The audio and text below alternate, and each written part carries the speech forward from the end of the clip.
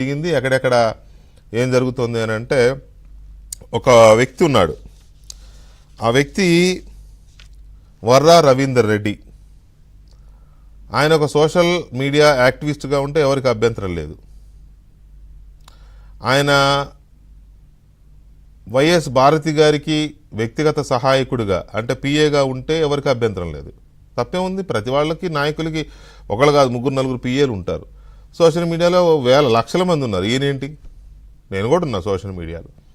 So అలా ఉండకుండా చాలా భయంకరమైన, జుగుప్సాకరమైన, అత్యంత హేయమైన, నీచమైన భాషని చంద్రబాబు నాయుడు గారి మీద, లోకేష్ మీద, అలాగే పవన్ కళ్యాణ్ మీద, వాళ్ళ కుటుంబాల మీద, ఇతర నాయకుల మీద, మహిళా నేతల మీద, ఐటీడీపీ నాయకురాల మీద, కార్యకర్తల మీద ఎంత చండాలమైన భాష మాట్లాడాడంటే, ఇంత దరిద్రం ఏంటంటే ఇందులో ఆయన భారతిరెడ్డి గారి పిఏ. అతను మాట్లాడిన భాష ఏంటంటే ఎలక్షన్ల టైంలో అసలు షర్మిలారెడ్డి రాజశేఖర రెడ్డికే పుట్టలేదు అని పెట్టింది ఈ మహానుభావుడే.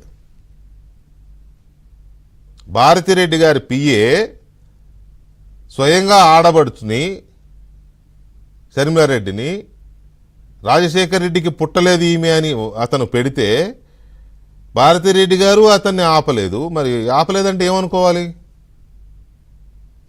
ఆపలేదంటే పోని జగన్మోహన్ రెడ్డి గారు ఏమైనా జోక్యం చేసుకున్నాడా? సొంత చెల్లిని తన తండ్రికి పుట్టలేదు అని అతను పోస్ట్ పెట్టాడనంటే జగన్మోహన్ రెడ్డి గారు జోక్యం చేసుకున్నాడా అంటే లేదు. ఎందుకు పెట్టావు నువ్వు తీసేయని కానీ, లేదా అతని మీద వెంటనే యాక్షన్ కానీ తీసుకున్నారా అంటే లేదు. ఆమె కంప్లైంట్ కూడా ఇచ్చింది పులివెందుల పోలీస్ స్టేషన్లో, నో యాక్షన్. నిన్న మొన్న విజయలక్ష్మి గారు వీడియో కూడా రిలీజ్ చేశారు.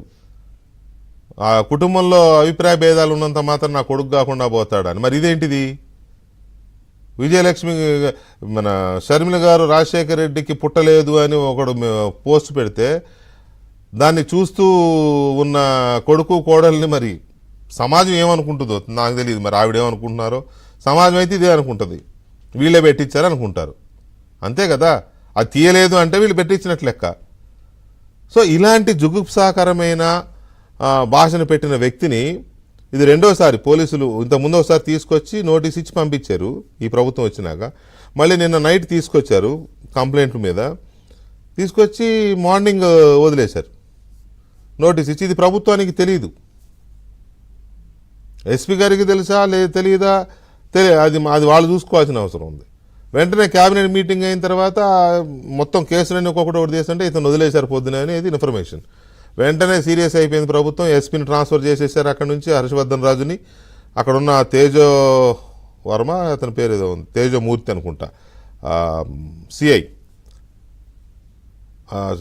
ఏదో చౌక్ సిఐని వెంటనే అక్కడ నుంచి తీసేశారు, అక్కడ నుంచి సస్పెండ్ చేశారు.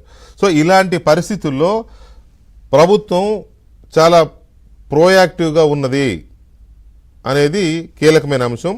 ఈ అంశం మీద చర్చను చూద్దాం. చర్చను చూసే ముందు సడన్గా పవన్ కళ్యాణ్ గారు వాళ్ళు ఢిల్లీ వెళ్ళారు. ఇది నిన్న లేట్ నైట్ వచ్చింది ఇన్ఫర్మేషన్, రేపు ఢిల్లీ వెళ్తున్నారని. ఢిల్లీ వెళ్ళి అమిత్ షాను కలుస్తారు అని. ఎందుకు కలుస్తున్నారంటే ఎవరికి తెలియదు. వెళ్ళారు, ఇందాక కలిశారు, కలిసి బయటకు వచ్చారు. హార్డ్లీ 10 minutes కూడా లేనట్టుంది.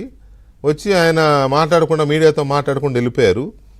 ఏదో మర్యాదపూర్వక భేటీ అనేది ఒక మాట చెప్తూ వెళ్ళిపోయారు. ఏంటి అసలు పవన్ కళ్యాణ్ యొక్క టూర్ ఎందుకు జరిగిందనే దాని మీద మా Delhi bureau chief Krishna updates ఇస్తారు.